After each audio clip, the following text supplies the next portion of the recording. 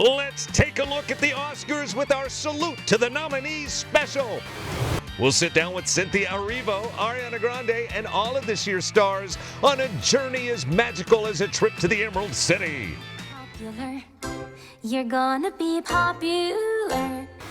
Oh, how our show has evolved like humans. Apes will learn. I will learn. We'll celebrate the nominee that's trying to suck the life out of an age-old story. There is a devil in this world, and I have met him. We'll celebrate the powerful story of Nickel Boys, reminding us of the resilience and human spirit. I'm okay. Yeah. And chat with the cast of this year's Leader of the Pack. To listen is to accept. Amy Poehler gets emotional. You can't just bottle us up. And Oscar winner Lupita Nyong'o shows us the cute and cuddly side of AI. Hello. Let's catch up with this nominee celebration Oscar special. Take a look. Look. Technically taking a look at the nominees, because truly, when it comes to Oscars, the nomination is the win. And unless, of course, you're one of the winners, and then that means so much more, doesn't it? Hey, speaking of winners, it's travel blogger, my good friend Kelly Savannah Deaton. How are you? I'm fabulous. How are you? And the Oscar goes to? Me. Yeah, I'd like exactly. to thank my family. And Yeah, who do you think? Do you think your manager or do you think your family? For me, I would think my manager because my family doesn't talk to me. Anyway, let's keep it positive and talk about winners. Specifically, animation right now, the nominees are Wild Robot. I love this movie for so many reasons. it's so cute and it's funny and it's delightful. And I think everyone, even kids and adults, should see this. It's definitely one for the books. I like the spirit of the robot because if I were AI camping, the minute I figured out there's no Wi-Fi, I would give up. But Lupita shows the spirit. Speaking of Academy Award winners, I talked to the Oscar winner about it. Take a look.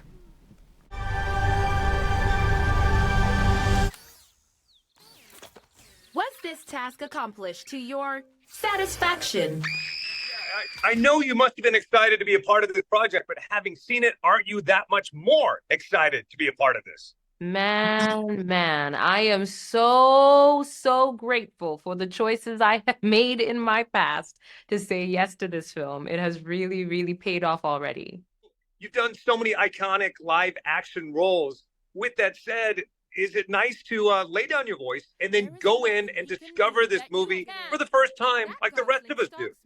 Yeah, the pressure is really not that on when you're just the voice, you know? It is work and it is its own special kind of challenge.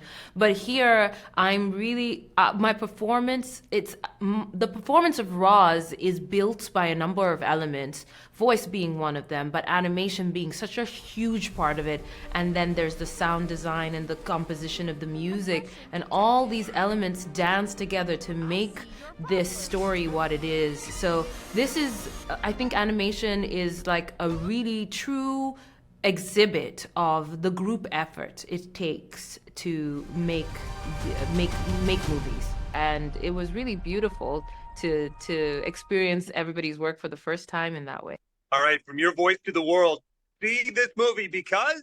See this movie because it will open your heart. Amen. You are awesome. Thank you so much.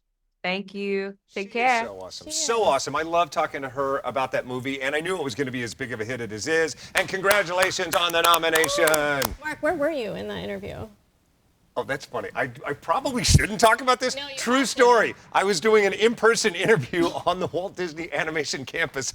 Had to step out to do an interview across town virtually with the Universal DreamWorks campus. Well, you did great. You couldn't even tell. They all do good work. We're all in this together. Speaking of Walt Disney Animation, its cousin, Pixar Animation Studios. Also, congratulations on your nomination, Inside Out 2. I love the first. I love this one just as much. Same. I think this is one of the best animated movies we've seen in a long time since the original. I covered the original back in 2016, so this one was a welcome sequel. Yeah, exactly. I remember you had a lot of anxiety about it, which is great because they brought that into this movie thanks to Maya Hawke.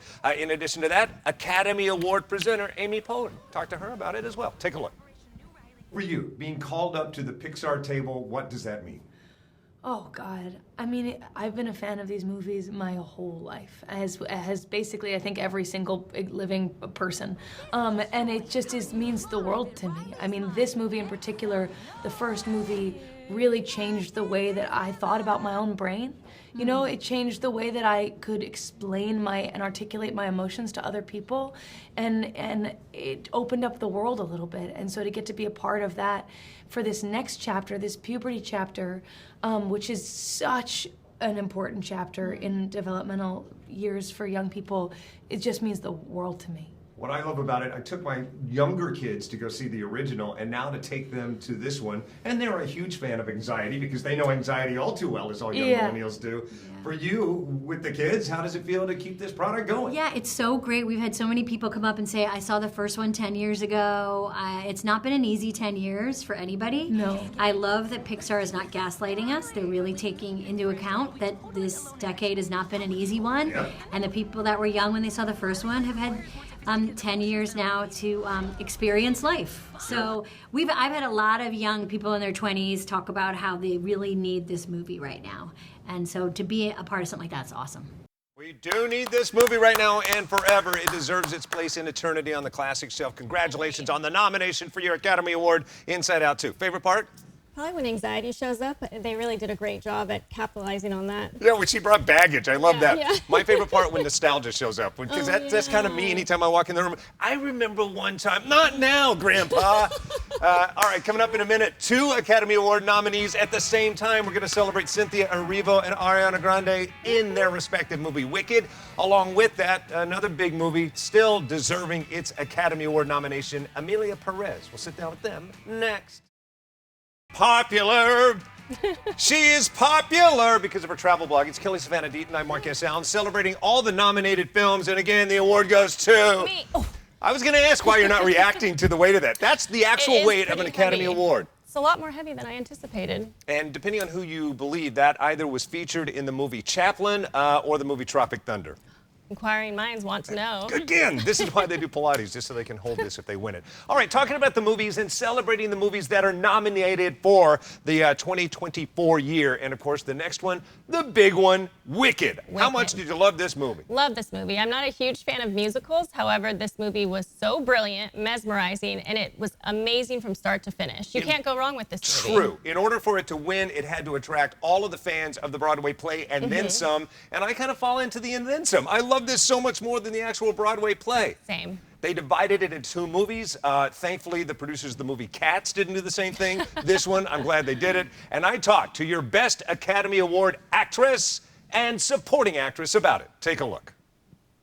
Despite all your live work, what kind of pressure is it knowing that this is going to stick? Go on. You take one. I think it didn't really feel like pressure for us at that point.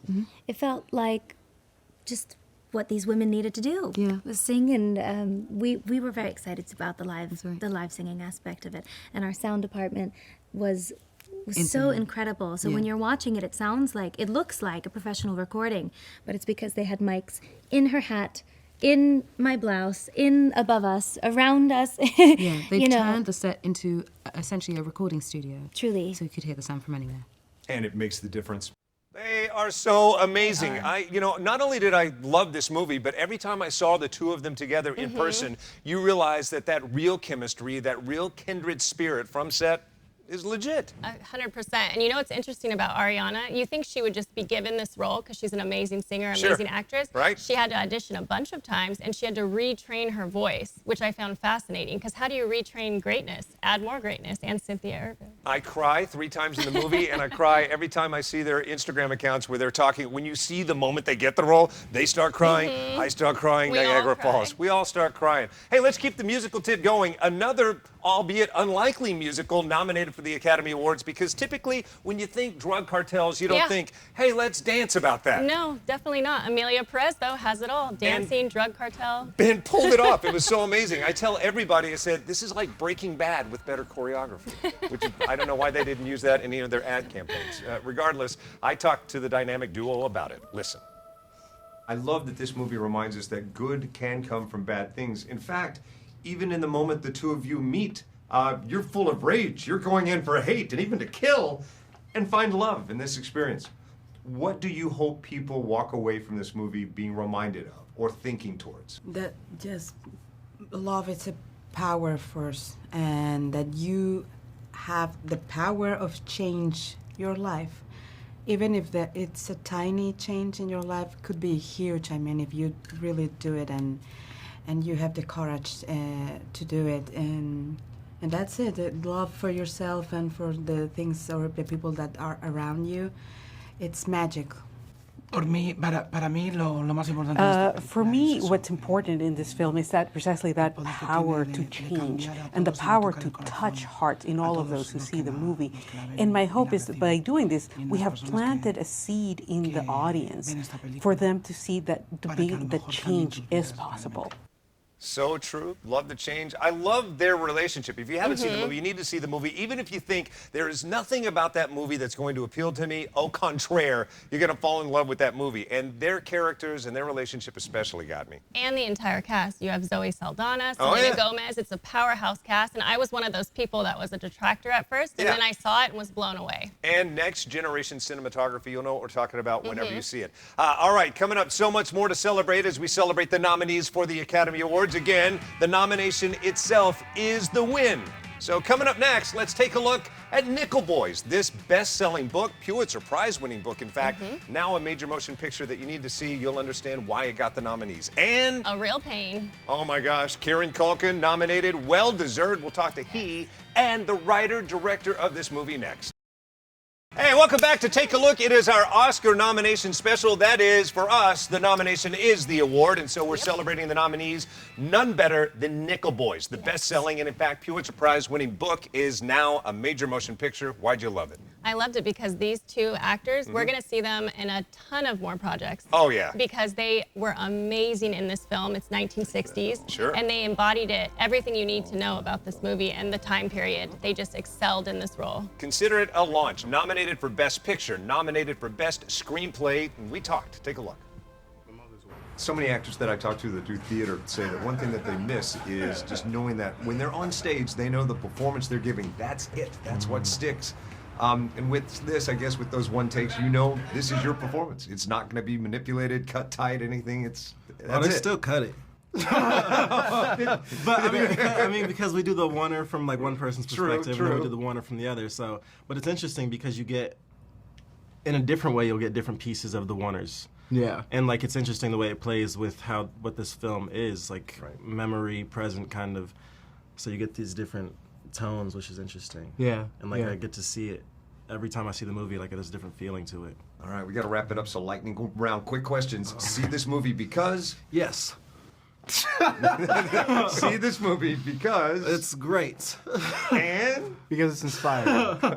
As are the two of you. You put me on pressure with the lightning. Thank you. I feel like I do that to you all the time, too. You do. You do. And now, say stuff. I'm just going to start saying yes. Those guys are going to go on to do great Yes. things. Like, I would love to give them the Academy Award. I thought the performances are that strong. Shocked that it's not nominated for Best Cinematography Award as well. The entire thing is POV. Looking into the camera like this for both characters, a lot of pressure riding on them. Yes, 100%. And I love the point of view. I love that. It's just so different. We haven't seen that a lot in film in recent years. Yeah. All right, if I say Jesse Eisenberg, you go, I love that guy. He is so snarky and funny, then you're going to love A Real Pain. Yep. And the two of them together, Kieran Culkin and Jesse Eisenberg, chef's kiss. There's something so organic about this movie in it, and it's one of the more poignant, yet at the same time, funny movies I've ever seen. I loved talking to them, albeit for a minute, about it. Look. Both of you, among your best work on camera, and Jesse, obviously for you behind the camera, how do you start to make a movie that is so funny organically and at the same time so poignant? I don't know. I guess like when I was growing up, like humor was the currency. Like it was the only thing that I had, you know, at school. And then in my family, it was like the kind of way to get a word in was to be funny or outdo each other comedically. And so like that's, I guess, the way my brain is wired to kind of make jokes, but I'm also a depressive and I'm, you know, like writing about these bigger themes. And so I guess when the two fronts meet, you know, that's what comes out is like kind of funny, you know, people who are funny or at least situations that are funny, but while trying to navigate something bigger and in the case of my brain, sadder.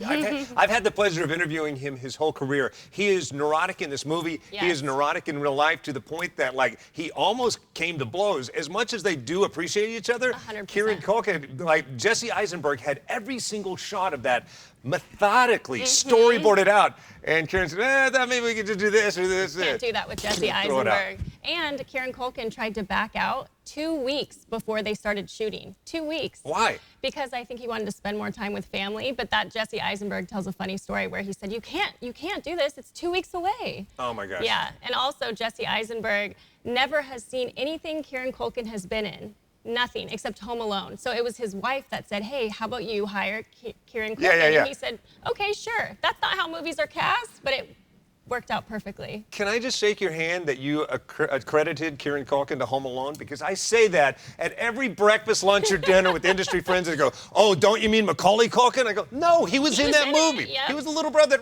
He wets the bed. Look it up. Can't forget a bedwetter. And on that, yeah, exactly. Write that down and put it on my tomb. All right, coming up next, let's continue the nominee celebration. Movies that I like to talk about. Geek Fest alert. Kingdom of the Planet of the Apes, another Academy Award nominee. We'll catch up with them next. Along with that, Nosferatu, one of the creepiest movies ever. Like, pretty much, if you think about it, another movie that makes you say loudly, nope. Next. Hey, welcome back. It is our Academy Nominees special. We're not talking about winners or losers, just the nominees, because that is the real winning in this game, right? 100%. Unless, of course, you're one of the winners, and then it changes your life. Can I hold it for a little bit? Can I burp the baby for just a minute? Who knew they were that heavy? I had no idea. Like, if you're at home, just go grab a big bag of sugar. That's how much these things weigh. I'd rather have the sugar than that, I think. They're so much different than the fake ones, and that's all I'm familiar with. All right, let's nerd alert right now. How much did I tell you I loved Kingdom of the Planet of the Apes? You haven't even stopped saying that I'm the whole year. infinitely older than you, so you got to keep in mind, Planet of the Apes have been my jam since I was born. The first one came out about the time I was born. So in 1915? It's been my life forever. No, we're talking about 60s anyway. Yeah. I caught up with the director about this to talk not so much about its nomination, but mutual geekdom. Listen. This has been a part of my life since I've been alive. The book Mine too. You know, I grew up in '80. I don't know why I watched this movie so much when I did, but I grew up on that original '68 movie. So here I am sitting there, you know, contributing to this long legacy of movies. It's a thrill, you know. And what I love about it, just about the time in the movie I sank into, oh my gosh, they've taken it a next level. Look how far we've come in movie making technology. Just about the time I'm thinking that, all of a sudden you give something, I'm not going to ruin it, but you give something that's a really great snapshot of the original film from 1968. Sure. There's several nods to where this thing started long ago, 55 plus years ago, I think. Sure. Yeah. You know, how do you dissect your child? But like, what is your favorite moment? 20, 30 years from now, when you look back, is there a moment that you're proudest of? It's funny. You know, in terms of that movie that I grew up on, like, I was a kid. So my dad was probably watching the movie, and, you know, I'm sure all the concepts went over my head, and I don't even remember the Statue of Liberty kind of blowing my mind or anything, but I remember the images. And I'm a visual guy, so like those images are ingrained in my head. Those feral humans running through the grass, you know, apes on horses, and that beach scene, that scene on the beach. And we covered almost all those things in this movie in some way. You know? Yeah, the score starts dipping that direction a even little bit. kind of borrow a little bit of Jerry Goldsmith in this movie. So there's, for the fans of the original, we are kind of a bridge between that last Caesar trilogy and that '68 original. We're kind of have feet in both camps there, you know. Love that movie. I do too. We both grew up with it. Granted, he grew up a couple generations after me with it. Maybe you won past that as well. Exactly. But it is one of my favorite movies out of all the Planet of the Apes films. So no family member ever parked you in front of a TV and said, watch Chuck Heston, watch it. Damn you, dirty apes, you did it this time. Can't say that they did. You're missing out I am. on life itself. All right, let's continue to geek out. I love horror movies like no other. My Nosferatu is crazy. Think about it. Like, imagine if I wanted to go out and remake Wicked, but I just slightly changed the name, but it was a green witch. That's essentially what Nosferatu did. It ripped off everything Dracula, but in fact, did it better than the Dracula movie. And can we talk about Lily Rose Depp, how she wasn't nominated? This performance was epic of hers. Even during her audition, she made the director cry from a Zoom audition. That's how talented she is. It's a travesty. I caught up with the creator director of it, as well as the brilliant Willem Dafoe, who graces everything he touches, and we talked. Look. So the Lighthouse reunion here. I'm about to cry because of this. This is so beautiful. Obviously, you liked enough to come back. That's right. That's right. He gives me a good setup and gives me talk about play. He gives me good things to play with. Right. You know? Yeah. And challenges and a beautiful text. Beautiful. He always writes. His language is beautiful, and how rooted what we're doing is. He is such detail and such discipline. And these long shots that are so beautifully designed. And as an actor, that really provides you with a beautiful structure, because that becomes the thing that really focuses all your energy, because not only are you thinking about what your character has to accomplish, you also have these technical obligations and the dance with the camera and the dance with the other actors, because there are these long takes with no conventional coverage. So there's nothing to cut to. So everything has to work as a piece. And the benefit of that is that you have this long, this fluid, the rhythm finds itself through the writing and through the performances and through the place. And that's, I think, also what roots the movie. That guy, what a so co-signer. iconic. No kidding. What a closer. I love this movie. Say what you will about my lackluster presentation skills or movie review skills, but I did tell you when this movie came out, that is your best cinematography contender. Did. Yep. The only thing better than horror, too, is gothic horror. Yeah. And what are your thoughts on Bill Skarsgård? Okay, he has really created a niche for himself. He always plays characters that you can't even tell it's him, but he brings so much authenticity, and in this one specifically, creepy, eerie, and also there's an attraction by Lily Rose. Exactly. I know so many people your age that go, freaky. hey, even in it, I thought he was hot. It's strange. All right. Hey, Academy Award nominees, celebrate those winners and losers by going to take a look on YouTube. Make sure you like and subscribe. Where do we find you? Kelly Savannah Deaton. All right. I'm at TV Market Sound. Have a good one. Celebrate winners, celebrate losers, celebrate you. Woo! Peace out.